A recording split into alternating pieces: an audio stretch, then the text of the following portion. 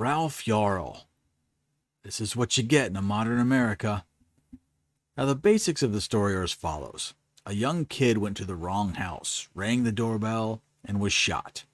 Now, every part of this story is almost impossible to believe, but yet it happened. First, I blame well over 90% of this on the media. They post images of Black Lives Matter all over the news for 5 years. They show how they can destroy a city with no consequence. Then they tell every white person that they're a supremacist and a racist. They have ramped up the racial divide as hard as they could. Tensions are at a breaking point, and a random stranger goes to the wrong door and gets shot.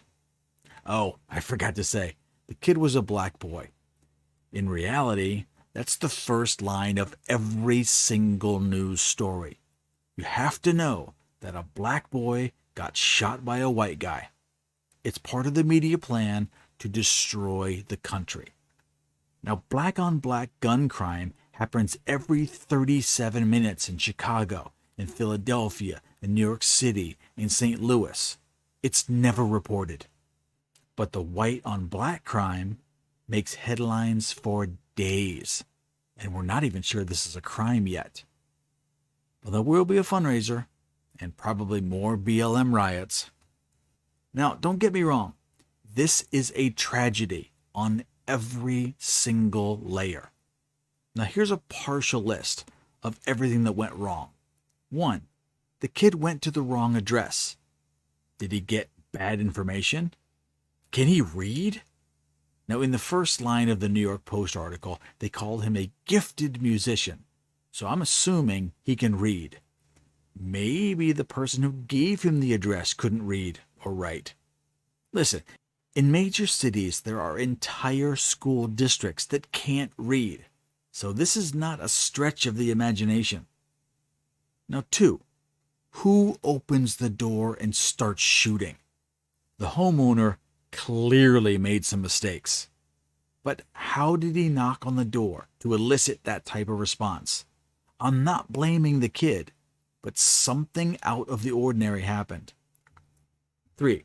Police Chief Graves said the initial evidence gathered, quote, does not say that it was racially motivated, end quote, but noted that the case did have racial components that the police would be looking into as the investigation continues. Yeah, they just gotta add that racism, even if it's not there. 4. What kind of neighborhood is this? Why did they open the door with a gun in their hand? But more than that, after the victim was shot in the head, he stumbles to 3 separate houses seeking help, and no one helped. When he finally got help, they made him lay on his stomach with his hands in the air before getting medical help.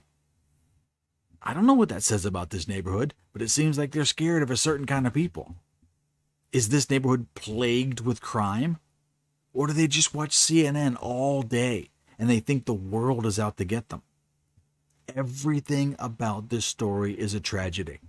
That kid should still be alive and playing his clarinet. Apparently, he was very good.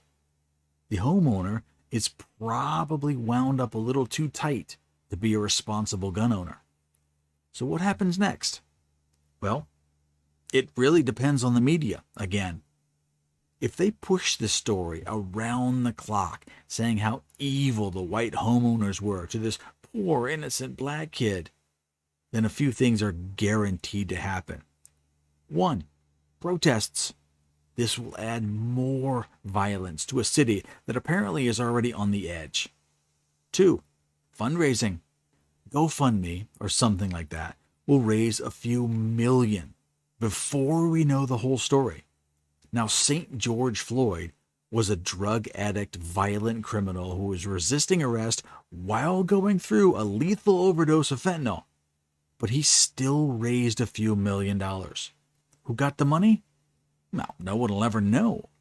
But the donations were fast and furious, and I expect the same. 3. Expect a press conference from Joe or Kamala. talking about how wonderful he was and how evil guns are. They will praise a random stranger before we know the facts and blame the white gun owner. This will surely divide the country even more. How about everyone wait a day or so? Let's just get a few questions answered. Let's find some facts. Then make a reasonable reaction. If the homeowner was an asshole who just was waiting to shoot a black kid, we'll find out. And the correct punishment will be administered. But if the kid tried to break into the house because he was playing a joke and he thought he was at the right house, hey, the story changes. We need to wait and see. You can't make a judgment because the TV news told you, black boy shot, white man gun. It doesn't work like that. If we calm down for 48 hours, nothing will change. You can still protest in a day or so if it's necessary.